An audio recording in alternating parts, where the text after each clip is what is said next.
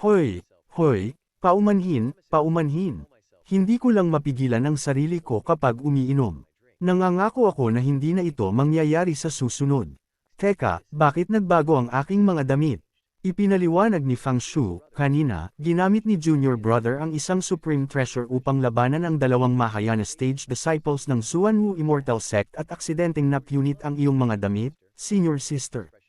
Nagbago ang ekspresyon ni Bing Ling, namula ang kanyang mukha at dumiretso ang kanyang mga mata kay Lin Xuan. Dahil dito, nanginginig siya na parang dahon. Bakit? Bakit pakiramdam ko ay napakalamig ko kahit naganap akong inosente at walang dapat katakutin? Dahil sa personalidad ni Senior Sister, marahil ay hindi siya makikinig sa dahilan. Kung aatake siya, mas mabuting isara ko na lang ang aking mga mata at magkunwaring patay. Ang dalawang babaeng disipulo ay nataranta rin. Patay na tayo, patay na tayo, galit na ang head Senior Sister.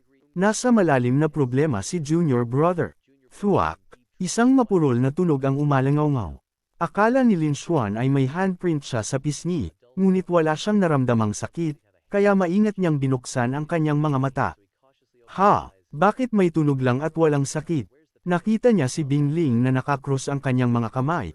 Medyo nahihiya ang tono habang sinasabi, sa pagkakataong ito, ako ang nagkamali, pinilit kitang harapin ang dalawang Mahayana cultivators ng mag-isa.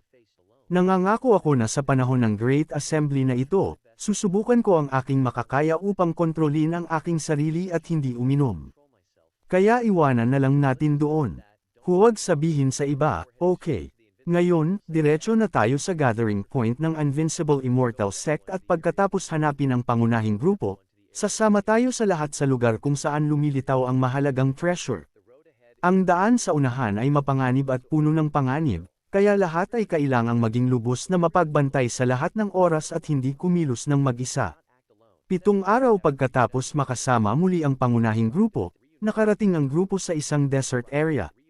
1 buwan pagkaraan, matapos makaranas ng di mabilang na panganib at pumatay ng higit sa 12 demonic beasts, pagkatapos ng 1 pang buwan, sa wakas ay nakarating ang grupo sa mga guho. Bigla, ang singsing sa kamay ni Lin Xuan ay biglang kumilos ng kakatwa, na ikinagulat niya. Bakit biglang umiilaw ang singsing na ibinigay sa akin ng master? Sa sandaling iyon, isang boses ang umalangaw sa tainga ni Lin Xuan. Lin Xuan, anong iniisip mo? Pumasok ka agad. Nang makita ang kanyang ilusyonaryong imahe, nagulat si Lin Xuan, ngunit bago pa siya matapos magsalita, pinutol siya ni Lin Yunqing. Siya, huwag kang magingay at maakit ang atensyon ng lahat. Walang ibang makakakita sa akin. Narinig ni Bing Ling na gumawa ng ingay si Lin Xuan at lumingon siya ng nalilito. Junior Brother, anong problema? Mabilis na ikanaway ni Lin Xuan ang kanyang kamay. Hindi, wala, haha, buti na lang. Halos mahuli ako, delikado iyon. Hindi ba't sumigaw ka lang ng malakas kanina? Kung sabagay, hindi ba't sinabi ni Master Lu na kahit ang mga late-stage human immortals ay hindi maaaring gumamit ng kanilang immortal sense upang makapasok sa forbidden area? Ngumiti si Lin Yunqing. Iyan ay isang sikreto. Mayroong kailangan ka rito, kaya dumating ako rito. Aba, hindi lang pala kayang mag-transmit ng boses sa akin ng master mula sa libu-libong milya, kundi naririnig din ang aking mga iniisip. Ngunit, master, hindi pa na-activate ang mga guho. Paano ako makakapasok? Dahan-daang sinabi ni Lin Yunqing, diretso ka lang pumasok. Napaka-interesante ng bagay sa loob. Sige. Sumusunod ang disipulo na ito. Kung sinabi ng master, kung gayon kailangan kong subukan ang pagpasok at pagtingin. Sa nagulat na tingin ni Bing Ling, diretso lang na pumasok si Lin Xuan. Mabilis siyang sumigaw, Junior Brother Lin Xuan, huminto ka. Napaka-kumpiyansa pa rin ni Lin Xuan. Kung hindi man lang ako pinagkakatiwalaan ng master, sino pa ang paniniwalaan ko? Nang makita si Lin Xuan na pumasok, hindi napigilan ng mga disipulo ng Invincible Immortal Sect na magulat. Talagang humihingi ng problema ang batang ito. Oo, hindi pa nga bukas ang mga guho at hindi pa nawawala ang Grand Array, ngunit naglakas loob siyang sumugod. Siguradong pagod na siyang mabuhay. Hindi pinansin ang mga komento, mahinang sumanghal si Lin Xuan at pagkatapos ay dahan-daw ang ikanaway ang kanyang kamay, dahan-daw ang inabot upang hawakan ang array. Nang makita ito, hindi lang ang ibang disipulo, maging si Bingling ay lubos na namangha. Ano, kaya niyang basta na lang pumasok sa barrier nang walang problema? Posible bang maagang nabuksan ang mga guho? Si Lin Xuan na ito, anong problema niya? Seryoso, ano ba talaga ang kanyang tunay na lakas? Sige, lahat, pumasok din tayo. Hindi natin maaaring hayaan na solohin ng batang iyan ang lahat ng magagandang bagay. Ngunit bago pa makapasok ang sinuman, isang malaking sinag ng liwanag ang sumabog mula sa Forbidden Area at kasabay nito, isang multo ng isang matandang lalaki na may hawak na staff ang lumitaw. Payagan niyo akong magpakilala, ako si Dawist Zuandan. Hindi pa bukas ang mga guho, kaya pakiusap, mga kaibigan, huwag niyo munang pagmadaliin. Dahil dito, nagalit ang ibang disipulo. Paano nangyari na ang maliit na late-stage spirit transformation pump na iyan ay nakapasok, ngunit hindi kami? Nagsimulang magbulungan ng pulutong. Wow! Kumalma kayo, guys. Lumalabas na isa lang siyang matandang ulol na nagsasalita ng kalokohan. Walang silbi na tanungin siya. Sumimangot si Bingling. Hoy! Huwag kang maglalakas loob na maging bastos sa Daoist Master. Sige, Senior Sister Bing. Malamang ay ginamit lang ni Lin Xuan ang kanyang body cultivation upang pilit na pumasok. Kung ang isang maliit na late-stage spirit transformation guy na tulad niya ay makakapasok, kung gayon, para sa isang late Mahayana na tulad ko, magiging madali lang iyan, di ba? Hayaan mo akong subukang pumasok at tingnan. Panoorin niyo ako na pumasok muna. Haha, nang makita ang lalaking disipulo na naglakas loob na pumasok sa array, biglang nagbago ang ekspresyon ng pulutong. Senior brother, seryoso, masyado kang padalos-dalos. Ngumisi ang disipulo. Dawist Zuandan o kung ano paman, kung kayang gawin iyan ng mabahong batang si Lin Xuan, kaya ko rin. Ngunit sa sandaling pumasok siya sa saklaw ng array, hindi mabilang na mga lumilipad na espada ang biglang bumaril patungo sa kanya. Nagbago ang ekspresyon ni Bingling at frantically siyang sumigaw. Bumalik ka rito ngayon, ngunit huli na ang lahat. Agad na tinusok ang lalaking disipulo ng 1,000 espada at namatay. Nang makita ang eksenang ito, hindi napigilan ng lahat ng naruroon na pawisan ng malamig. Ano ito? Ipinaliwanag ng matandang Daoist, bago bumukas ang mga guho, ang sword array na iniwan ko ay agad napapatayin ng sinumang susubok na makalusot. Kaya pakiusap, mga kaibigan, huminahon lang at maghintay ng matyaga, okay? Hindi napigilan ng isa na sumigaw ng malakas, sinasabi mo bang mas masahol pa ang late-stage Mahayana kaysa sa isang late-stage spirit transformation cultivator? Paano nangyari na hindi siya pinatay ng array kundi pinatay ang senior brother ko? Mahinang tumawa ang matandang Daoist. Noon, nang gumala ako sa mundo, nakakita ako ng isang babae na natural na isang supreme luding. Salamat sa isang baliw na swerte, nagawa kong lusutan ang sarili kong bottleneck at pumasok sa Earth Immortal Realm. Pagkatapos ay pinangalagaan ko siya upang matulungan niya ang mga future cultivators na nakatakdang makahanap ng lugar na ito. Babukas ang mga guho sa 3 araw. Sa oras na iyon, mawawala ang sword array.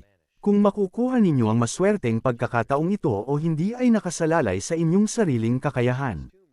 Ang libingan na ito ay muling bumubukas ngayon, ngunit ang nakatira rito ay hindi makakabalik.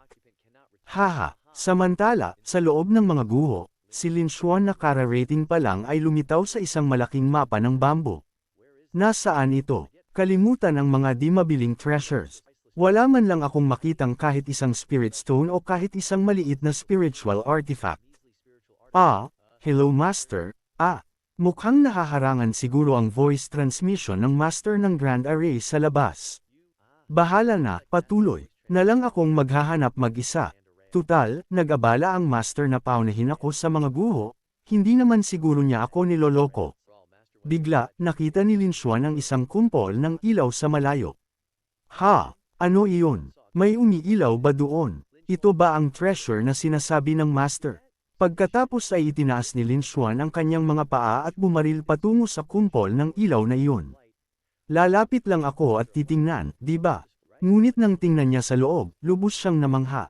Sa loob nito ay, lumaki ang kanyang mga mata na parang plato, at heto pa, sa loob ng sphere of light ay mayroong isang kupas na babae at siya ay ganap na hubad. Wow! Wow! Wow! Ano ba talaga ito? Huwag mong sabihin sa akin na ito ang sinabi ng master na magiging kapaki-pakinabang sa akin. Sa mismong sandaling iyon, binuksan ng babae ang kanyang mga mata. Sa sandaling makita niya si Lin Xuan, bumulong siya, "Master, ikaw ba ang master ko?" Agad na ikanaway ni Lin Xuan ang kanyang mga kamay. "Hindi ako ang master mo. Isa lang akong magnanakaw ng libingan." Umiling ang dalagita. Ang unang taong nakita ng lingkod na ito pagbukas ng aking mga mata ay ang aking master. Master, nang makita ang dalagitang ito na yamakap ng mahigpit sa kanya, labis ding natarante si Lin Xuan. Holy crap, hindi ito maganda talaga. Ang hininga ng dalagita ay parang orkidya, nahihiya ang kanyang tono.